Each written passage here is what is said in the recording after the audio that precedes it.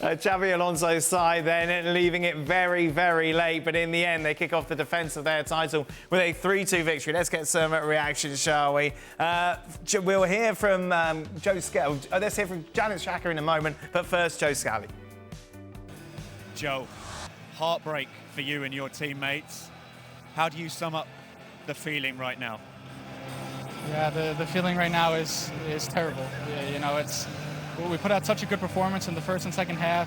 We let up two, just, you know, one wonder goal, one goal that was in the box bouncing around that could have been prevented, but we put out such a good performance, and we need to try and take a positive from this. Of course, now it doesn't feel right, but the next day also, the 2 days after, we need to get it out of our head and take the positives from this. Granit, how much of you inside when you score a goal like that, because they're scoring from 2 yards and they're scoring like that, how much of you is going, this is tough to hold in right now, even with that respect? Of course, inside you try to celebrate, but to show outside is more about respect. How I said before, everyone knows what the time I had here. I'm still living not so far from here. My family comes from Monchengladbach, so this city and this football club means a lot for me. And to score late again. Is there any part of you that's kind of thinking, how is this still happening? Yeah, maybe this is our new DNA, let's say that. This is in our blood, to believe until the end. Doesn't matter how we play, doesn't matter what happened in the game.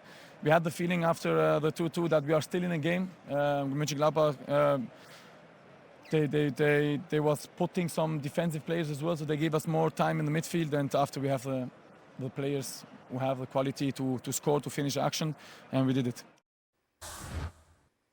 And let's welcome in showing Nedum Onuoha joins us. Nedum, let's start with you because Craig will just complain about the smoke. Incredible drama once again for Bayer Leverkusen. We even saw it last week, didn't we, in the German Super Cup? We saw it so many times last season. As Granit Xhaka said, it's kind of within their DNA now. Yeah, it certainly seems that way. And I think there must be so many teams that go through this sort of like late game PTSD as Leverkusen are pushing for a goal.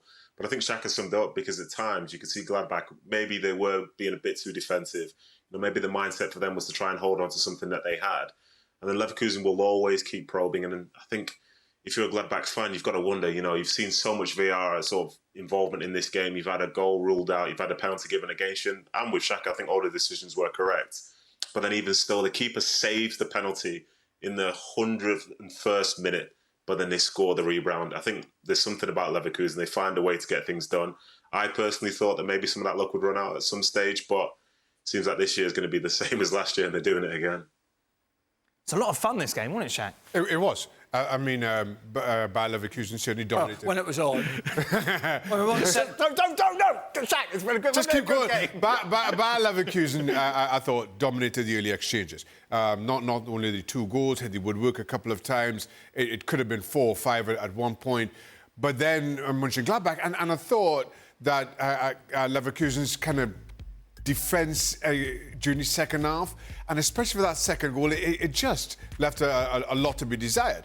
But then saying that, you come up against Leverkusen, and as we've been discussing, well, all season, this season, and all of last, you find yourself in this kind of conundrum with Leverkusen.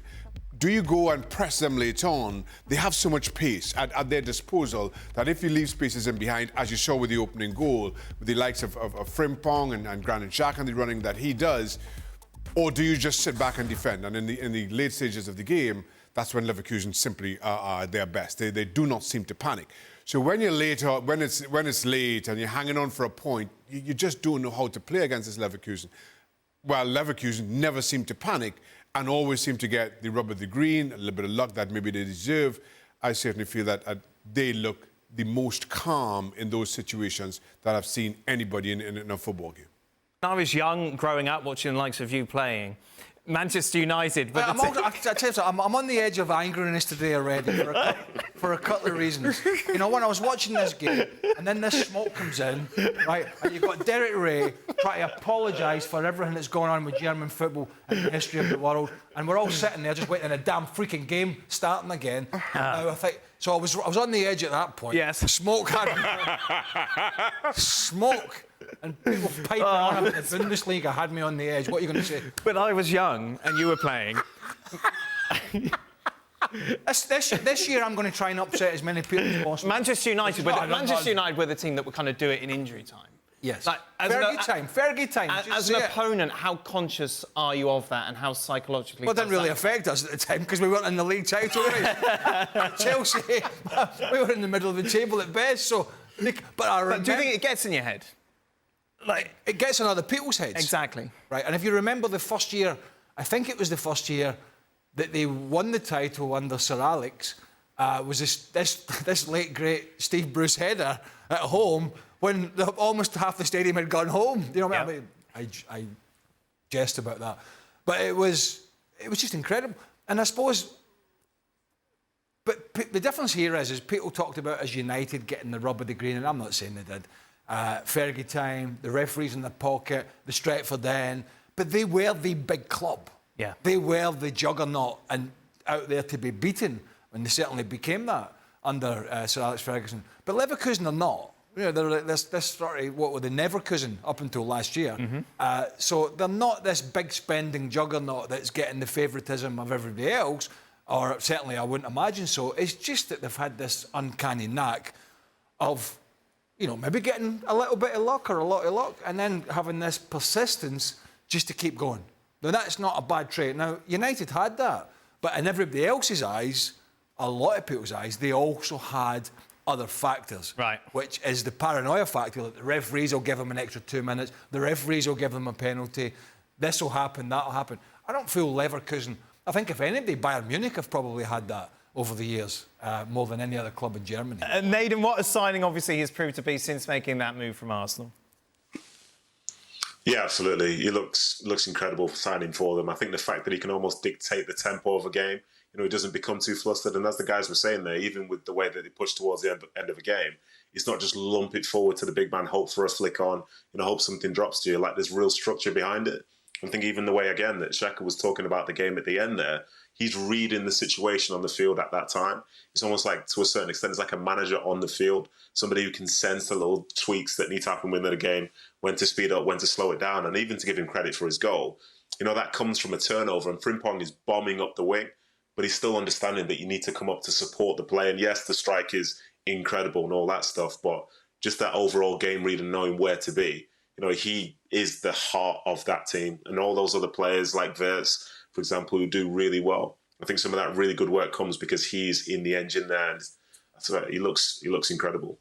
And Arsenal thought that they could go last year without a player of his ilk, and they brought Kai Havertz in, who's a different player, but he's going to play in that midfield. Didn't work. They've gone out and signed Mikel Merino, who I'm not comparing, but he's a left-sided midfielder, left-footed, strong physically, can do a little bit of everything, because Arsenal realised, I think, that they needed a kind of player like that to come in and do something similar, maybe drop into left back and when full backs go forward. And so he was very important for them. I think more important than Arsenal realised when they tried to make those changes last year. And also for me, one of the things from him is maturity. He, over the course of his career, and I'm not saying it's gone away, has had some of the most stupid booking and disciplinary problems, even from his first time in Germany. When he was in Germany, he was picking up more bookings than anybody. He came to Arsenal, that never really changed. I think we're seeing a more mature, a more responsible Granit Xhaka, who's getting involved in less of the antics and more of the football. And I think that's really helped him to bring out the best in his game, is that, yeah, you'll see that now and again from him. Sometimes he can't help getting involved. But he went through a period in his career where if there was something going on in the field, he was involved in it. And I think it took away a little bit from his all-round game, where at Leverkusen, Xabi Alonso said, listen, let your football do the talking, let your leadership do the talking, and that's exactly what they're getting out of this player.